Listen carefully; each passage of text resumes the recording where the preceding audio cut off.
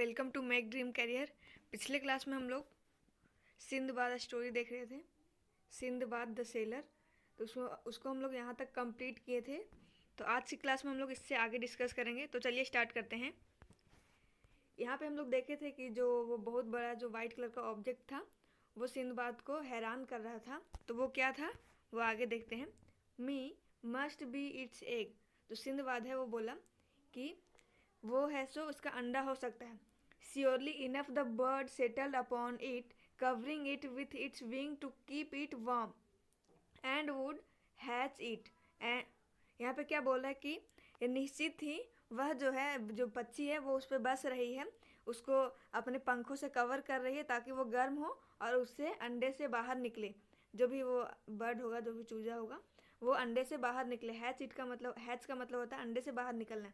And I was sitting close beside the egg in such a position that one of the birds feet. और मैं उसके सामने ही बैठा हूँ ऐसा पोजीशन में, किसके सामने? अंडे के सामने। और एक ऐसा पोजीशन में जहाँ पे जो पक्षी का है वो पैर है, birds feet, which was as large as the trunk of a tree. और वो उतना ही बड़ा है जितना कि एक पेड़ का है सो तना होता है। ट्रंक का मतलब तना या फिर स्टेम। आगे देखते हैं। Was just in front of me, जो मेरे ही सामने है। Adjusting my self I settled securely in it. मैं खुद को एडजस्ट कर रहा हूँ इसमें, मतलब उसके पैर में। In the hope that rock, इस आशा में कि जो रॉक है, when it might take the flight next morning, जब वह सो सुबह में है सो नेक्स्ट अगली सुबह में उड़ेगा। Would carry me away with it from the deserted island. और जो है सो मुझे भी है सो यहाँ से उठा करके इस डेजर्टेड आइलैंड से उठा लेगी। And this was exactly what did happen. और यह वैसा ही हुआ जैसे मैंने सोचा था। As soon as the sun rose in the morning. और जैसे ही सुबह हुई, सुबह में सूरज उगा, the bird wake from its nest into the air carrying me up and up till I could no longer see the earth.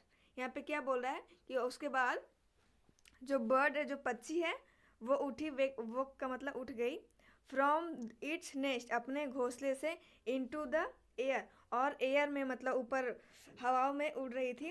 Carrying me और मुझे भी ढो रही थी, अप एंड अप एकदम ऊपर ही ऊपर चले जा रही थी, उड़ रही थी।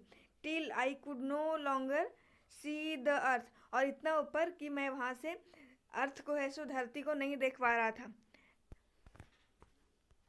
And then suddenly it descended so swiftly that I almost lost awareness। और उसके बाद अचानक से वो है सो नीचे आई। ये डिसेंडेड का मतलब होता है उतरना। So swiftly that I almost lost awareness. और इतना तेजी से कि मैं एकदम अपना होश ही खो बैठा। When I became aware that the rock had settled. और जब मुझे होश आया कि जो रॉक है वो सेटल हो गई है, रुक गई है। And I was once again upon the solid ground. और उसके बाद मैं एक बार फिर से एक सॉलिड, एक ठोस जमीन पे था। I quickly released my self from its foot. और मैंने तुरंत ही इसके पैरों से खुद को ऐसो छुड़ाया, जो बंधा हुआ था ना, यहाँ पे जो पिक्चर में दिखा रहा है ऐसा, तो उससे मैंने खुद को रिलीज किया। And not a moment too soon for the bird pounced upon a huge snake. और शीघ्र ही वो जो पक्षी है वो एक बहुत ही बड़ा सांप को ऐसे झपट ली। पॉन्स्ड का मतलब होता है झपटना। And killed it with a few blows from its powerful beak. और उसको मार दी अपने उस मजबूत बिक से, चोंच से। बिक का मतलब होता है चोंच। And holding it up rose up into the air once more and soon disappeared from my sight. और उसको है सो होल्ड कर रखी हुई थी। इट अप रोज अप और उसको ऊपर, रोज का मतलब ऊपर उठाना, रोज का मतलब होता है ऊपर उठाना, rise rose. Into the air हवाओं में, once more and soon disappeared from my side. और एक बार फिर से वह है सो मेरे नज़रों से है सो दूर चली गई। वेन, उसके बाद क्या होता है? When I had looked about me, I began to doubt if I had made a mistake by leaving the deserted island. और जब मैंने अपनी तरफ देखा, खुद के बारे में सोचा, तो मुझे डॉट हुआ, आई बिगेन टू डॉट, तो मुझे ये डॉट हुआ कि if I had made a mistake by living the deserted island, कि मैंने उस डिजर्टेड आइलैंड को छोड़ के कोई मिस्टेक तो नहीं कर दिया। उसके बाद क्या होता है, वहाँ पे जो वाइट ऑब्जेक्ट का बात कर रहा था वो ऐसा था, पिक्चर में यहाँ दिखाया गया। आगे देखते हैं। The valley of diamonds. The valley in which I found my self was quite deep and narrow. जो वैली जिसमें मैंने खुद को पाया वो बहुत ही गहरा था और पतला था। And was surrounded by high mountain so erect and Rocky. और वह जो वैली था वो बड़े बड़े पहाड़ों से घिरा हुआ था। इरेक्ट का क्या मतलब होता है? इरेक्ट का मतलब होता है खड़ा होना। और वहाँ पे बहुत सारे चट्टाने थे, और जो पहाड़ थे वहाँ के वो इरेक्ट थे, मतलब कि खड़ा थे, पहाड़ एकदम सीधा था। That there was no way to climb up to their sides. और यहाँ पे कोई रास्ता नहीं था उसके तरफ चढ़ने का। As I walked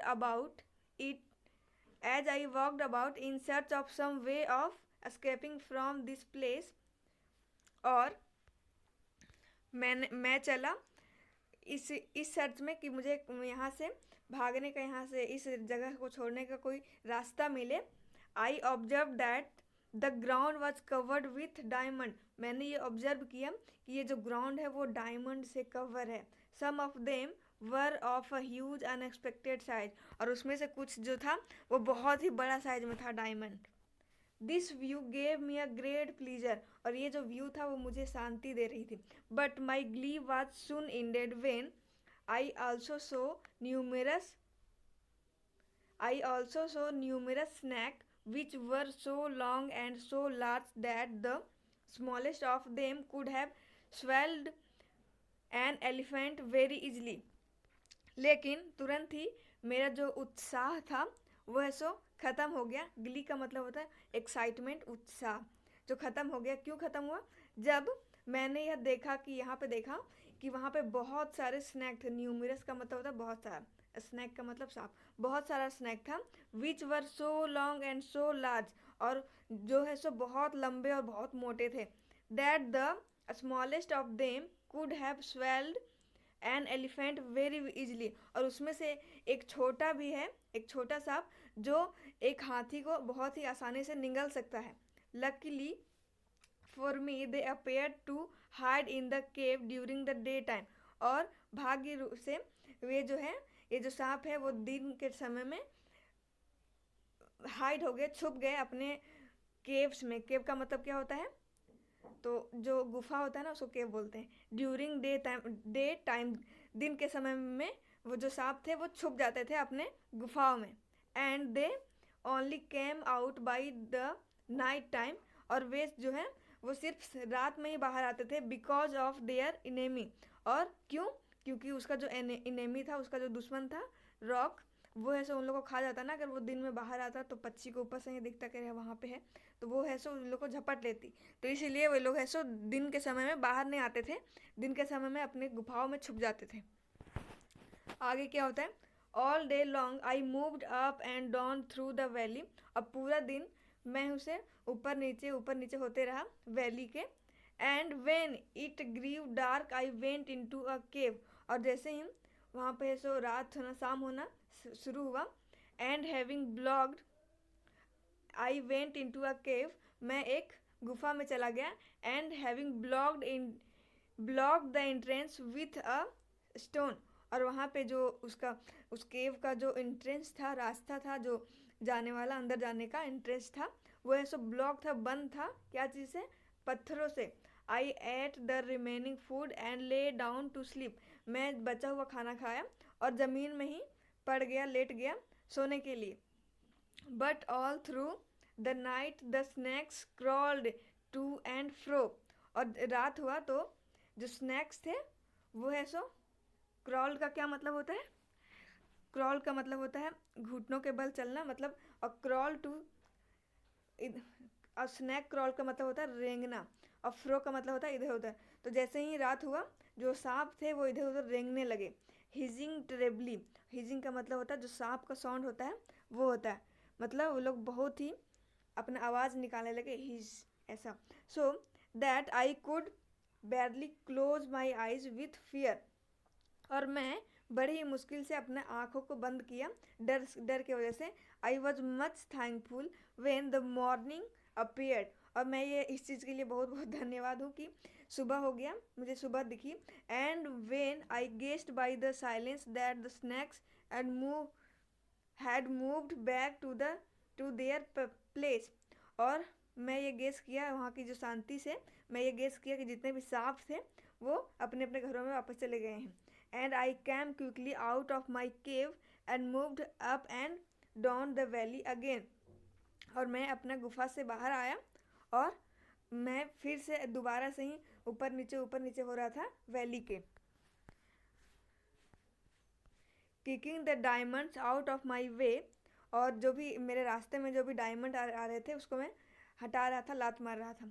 for I felt that they were in fact worthless thing to a man in this situation, और वह मैं ये सोच रहा था, फील कर रहा था कि ये सारी चीज़ें, ये भी जितने भी डायमंड्स हैं ये एक बेकार चीज़ है मेरे इस सिचुएशन के लिए।